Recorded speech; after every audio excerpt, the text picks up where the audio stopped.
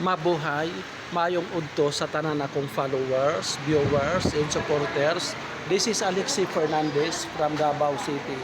Guys, naami karon din sa Buffet 52 restaurant. This is a Korean restaurant. So, mostly sa produkto nila, Korean. Pero actually, may Asian din sila eh. Tama po ba? Tama po ba? Okay. 549 pesos lang po per head. So, sa lahat ng followers ko, viewers, and supporters, try to visit Buffet 52 restaurant. This is a Korean restaurant for only 549 pesos per head.